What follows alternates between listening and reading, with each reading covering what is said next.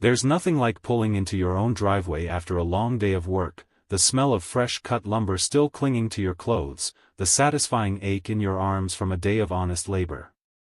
For me, that feeling always came with one extra touch of pride, seeing my work truck parked out front. It wasn't flashy, it wasn't new, but it was mine. My livelihood sat on four wheels, and every dent and scratch told a story of jobs I'd finished, families I'd helped, and hours I'd put in to keep food on the table. But in neighborhoods ruled by HOAs, pride is a dangerous thing. Because while my truck meant stability for me, to someone else it meant something far uglier. It started one morning with a slip of paper stuck under my wiper blade. At first glance, I thought it was some local business flyer, maybe a lawn service or pest control company advertising door to door. But the paper was different, bright white, crisp, with the HOA logo stamped at the top. The bold letters screamed, "Notice of violation." My crime? Parking a commercial vehicle in plain view of the street. My truck wasn't a massive 18-wheeler. It wasn't leaking oil, blaring horns, or covered in graffiti.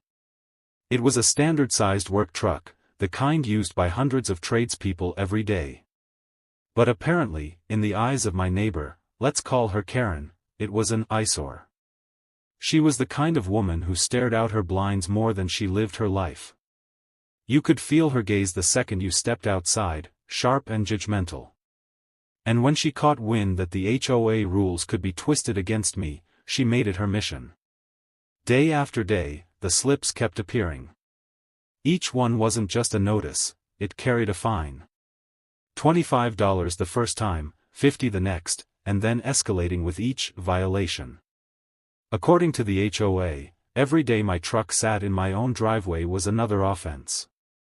At first, I tried to brush it off. Maybe this was just a misunderstanding.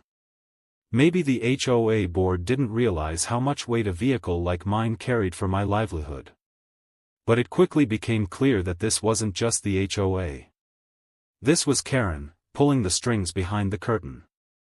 I learned this the hard way, one morning when I caught her in the act. I pulled back my curtains just in time to see her striding confidently down the street, clipboard in hand, snapping photos of my truck like she was building a case file for the FBI. She lingered, crouched, even measured the distance from the curb, like a detective piecing together a crime scene. And when she looked up, she smiled. Not a kind smile. Not a neighborly smile. It was the kind of grin someone gives when they know they have the upper hand. From that day forward, it wasn't just about my truck. It was about power. She wanted to prove that she could control what sat in my driveway, what I did with my property, and by extension, what kind of life I was allowed to live in this neighborhood. But here's the thing about people like Karen, they underestimate the wrong person. I wasn't some pushover. I wasn't going to be bled dry by a woman with too much time on her hands and an HOA that fed on fear. If she wanted a battle, she had just picked the wrong guy. Because while she thought she knew the rulebook, she had no idea just how far I was willing to go to turn her own game against her. The first fine was just the spark. What came next would burn her entire house of cards to the ground. The notices didn't stop. In fact, they got worse. By the second week, I was staring at a stack of fines that totaled nearly $500. The HOA board had mailed me a formal warning, complete with the threat of legal action if I didn't comply. The tone of the letter dripped with superiority. According to them, my truck violated aesthetic harmony and was detrimental to the neighborhood's property values. Words like that didn't come from a generic form.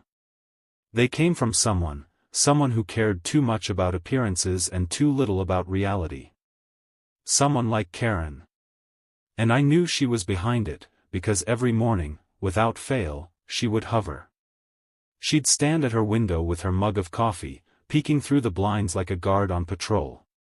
Sometimes she'd even stroll by, pretending to walk her dog, phone in hand to snap more pictures of my truck. It wasn't just about rules, it was about making me feel like a criminal in my own home. The board meetings only made it worse. I decided to attend one, to face the accusations directly. That's where I saw Karen sitting smugly in the front row, whispering into the ear of the board president, pointing toward me with a look of disgust. Every complaint read aloud came from her. Every threat, every escalation, it all traced back to her. By the end of that meeting, it was clear, she wasn't going to stop until either my truck was gone, or I was. So I started researching. I pored over the HOA's covenants and restrictions, reading every page like it was a manual for survival. The rules were strict, but they weren't airtight. Hidden between the lines were contradictions, loopholes, and outdated clauses that no one had thought to clean up. And there it was. The golden ticket. A single clause buried deep in the handbook that defined commercial vehicles. According to their own rules, a commercial vehicle was any vehicle that displayed logos, advertising, or equipment permanently affixed to its exterior. My truck? It was plain white. No decals. No signage. No mounted ladders. Just a standard pickup with tools stored inside. By their own definition, my truck didn't qualify. Which meant all those fines. They were baseless. I didn't react right away. No, that would have been too easy. Instead, I let her keep going. I let the fines pile up, let her think she was winning, while I built my case brick by brick. Because if she wanted war, I was going to bring her one. And I was going to use her own weapons against her. The day I struck back started like any other. Another fine tucked under my wiper blade, another photo snapped from across the street. But this time, instead of crumpling up the notice, I kept it. I logged the date, the time, the exact wording. I created a file, a thick binder with every single violation they had issued. Then, I made copies of the HOA's handbook. I highlighted the section defining commercial vehicles, printed it out, and stapled it to every notice. Evidence. Proof that their own rules didn't apply to me. When the next board meeting came around, I showed up with my binder. Karen was there, of course, sitting front and center with that same smug smile. She was ready to watch me get steamrolled again.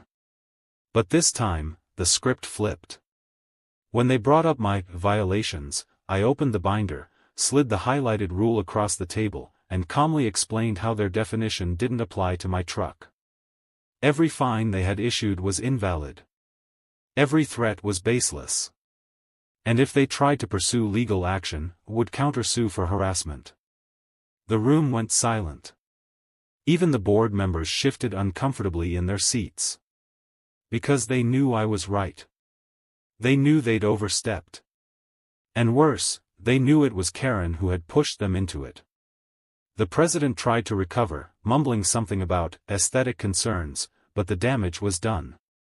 The other residents in the room started murmuring, whispering among themselves. A few even nodded at me in support. For the first time, Karen didn't smile. But I wasn't done.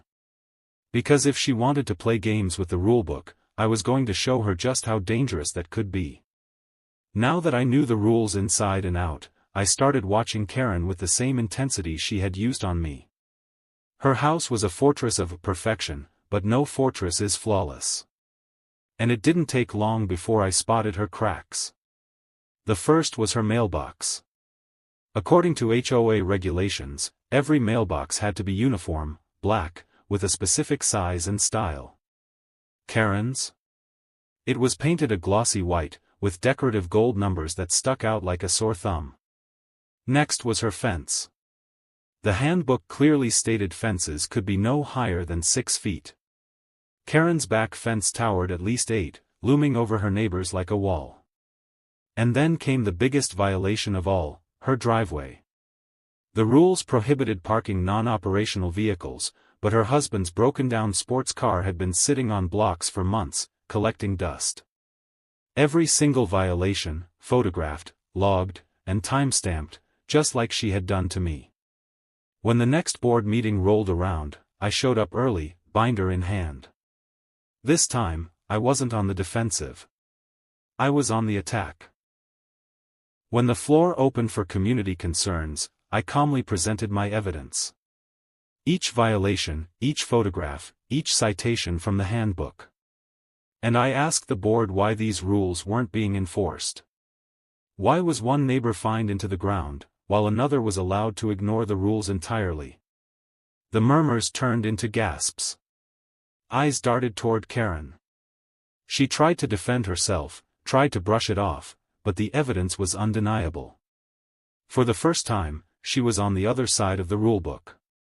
And the board had no choice but to act. Once the board began investigating Karen, the facade she'd built started crumbling. The fines that had once been directed at me were now directed at her. One after another, letters arrived at her door. Violations for her mailbox. Violations for her fence. Violations for the car sitting dead in her driveway. The same rules she had used as weapons were now cutting her down. And it wasn't just the board. Neighbors she had harassed in the past, people she'd fined for grass being too long, for leaving trash cans out an extra hour, for holiday decorations, started coming forward. They shared their own stories, their own frustrations. And slowly, the community turned against her. At the next meeting, she tried to fight back. She raised her voice, accused the board of bias, accused me of harassment. But it didn't work. The more she lashed out, the more unhinged she appeared. Eventually, the board did something unprecedented. They voted to remove her from her position as head of the Neighborhood Compliance Committee. The very title she had used to torment others was stripped away. And just like that, her reign of control was over. In the weeks that followed, the neighborhood felt different. Lighter. People who had once avoided me now waved when I drove by. Some even stopped to thank me, quietly admitting they had been too afraid to stand up to her. The fines against me were officially rescinded. Every dollar refunded. And a letter of apology from the board arrived in my mailbox, acknowledging their misinterpretation of the rules. But the real victory wasn't just in winning my case. It was in watching Karen lose hers. Her pristine image cracked. Her power vanished. And slowly, her home fell into disrepair, not because she couldn't maintain it, but because she no longer had the energy to control everyone else. One morning, months later, I pulled into my driveway after a long day at work. My truck sat there, proudly in view, no slips on the windshield, no neighbor lurking behind the blinds. Across the street, Karen's house sat quiet, her curtains drawn, her driveway empty. Rumor had it she'd finally put her house up for sale. And as I leaned back, looking at the sunset reflecting off my truck's hood, I realized something. It wasn't just a truck. It was a symbol. A reminder that sometimes, the best revenge is simply standing your ground, knowing the rules better than the people who try to use them against you. Karen had tried to break me with the HOA. But in the end, she only broke herself.